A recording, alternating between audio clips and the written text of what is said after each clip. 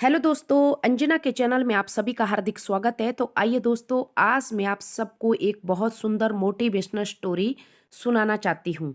दोस्तों, ये स्टोरी है प्राचीन काल की। प्राचीन काल की बात है दोस्तों। दो विद्यार्थी गुरुकुल में संस्कृत की परीक्षा का अध्ययन पूर्ण करके अपने घर की तरफ आ रहे थे। अपने घर की तरफ जैसे ही उन्होंने प्रस्थान किया, रास्ते में वे दोनों पैदल चले जा रहे थे। दोस्तों, दोनों के बीच एक बात को लेकर संवाद होने लगा। पहले विद्यार्थी ने संस्कृत में एक श्लोक सुनाया कि देत भुआलम फिरतले लालम ना विद्या ना च पुरुषम।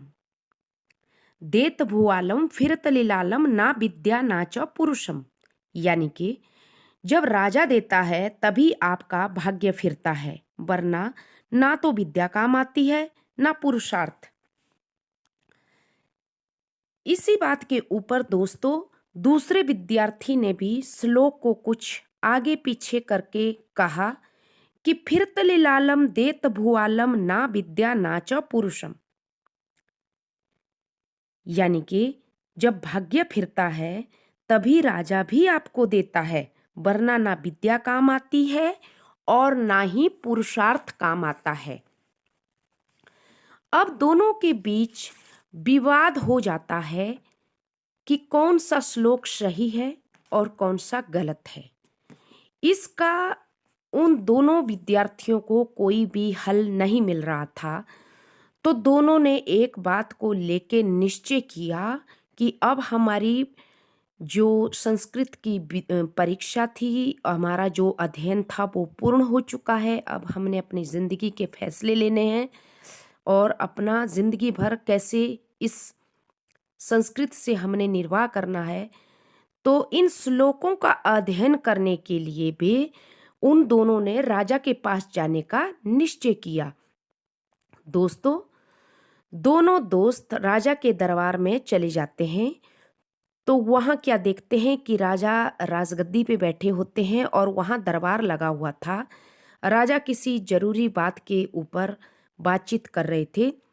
सबके सामने उन्होंने अपना परिचय दिया और अपने अपने श्लोक राजा को सुनाए। पहले विद्यार्थी ने अपना श्लोक सुनाया और वही श्लोक दोस्तों दूसरे विद्यार्थी ने भी सुनाया।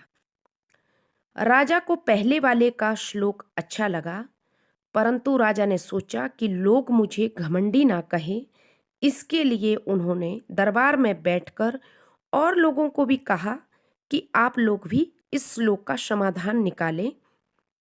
इन दोनों के श्लोकों का समाधान निकाले। अंत में जब किसी ने उनके श्लोकों का समाधान निकाला तो अंत में राजा को एक तरकीब सूझी।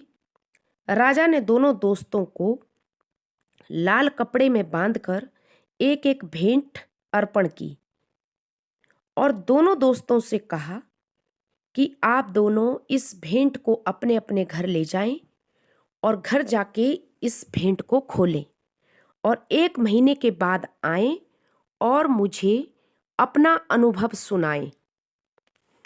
अब क्या होता है दोस्तों, दोनों दोस्त राज दरबार से चल पड़ते हैं। तो दोनों दोस्त चल दिए। रास्ते में एक तालाब पड़ता है। दोनों दोस्तों ने कहा कि भाई देखते हैं इसमें क्या है। पहले वाले को राजा ने कद्दू दिया था। जब दोनों ने गठरियां खोली तो पहले वाले को राजा ने कद्दू दिया था तथा दूसरे वाले को सत्तू दिया था। पहले वाले ने कहा कि भाई बहुत दिनों से मेरा मन सत्तू खाने को कर रहा था, अच्छा हुआ राजा ने तुझे सत्तू दिया। ये सत्तू आप मुझे दे दो, मैं इसको खा लेता हूँ और आप ये कद्दू रख लो। ऐसे भी राजा ने कोई खास तो हमारे को उपहार दिया नहीं है। अब हम ये सत्तू खाकर ही मैं अपना पेट भरता हूँ और आप एक घर जाके कद्दू की सब्जी बना लेना। दूसरा वाला मान गया। दूसरे वाले को जाकर जब कद्दू मिला था, जब दोनों अपने अपने घर पहुंचे तो दूसरे वाले दोस्त ने उस कद्दू को फाड़ा तो क्या देखा कि राजा ने उसमें छेद करके बहुत ज़्यादा हीरे भर दिए थे। उसकी तो किस्मत चमक गई, वो बहुत ज़्यादा खुश हुआ। उसके परिवार वाले भी बहुत ज़्यादा खुश हुए। दोनों 1 महीने बाद वापस राजा के दरबार में पहुंचते हैं। जब दोनों पहुंचे तो राजा ने पूछा पहले वाले दोस्त से कि बताओ कैसा अनुभव रहा आप लोगों का 1 महीने में। तो दूसरा दोस्त कहता है कि क्या बताएं महाराज। पहला दोस्त कहता है कि क्या बताएं महाराज, आपने तो सत्तू दिया था, वो तो उसी दिन जाते समय मैंने रास्ते में खा लिया था। तो राजा ने कहा नहीं, मैंने तो तेरे को कद्दू दिया था। तो उसने कहा कि मेरा मन राजन सत्तू खाने को कर रहा था, तो मैंने इस अपने दूसरे दोस्त से वो सत्तू ले लिया, वो मैंने खा लिया और इसको मैंने कद्दू दे दिया। बदले में मैंने उसको कद्दू दे दिया। राजा ने कहा भाई दूसरे की बात सही थी, अर्थात फिर तलिलालम भेत भुआलम, कि जब किस्मत फिरती है तभी राजा भी देता है। दोस्तों, अब जो पहले वाला दोस्त था वो बहुत ही ज़्यादा पछताता है कि मैंने ये क्या कर दिया।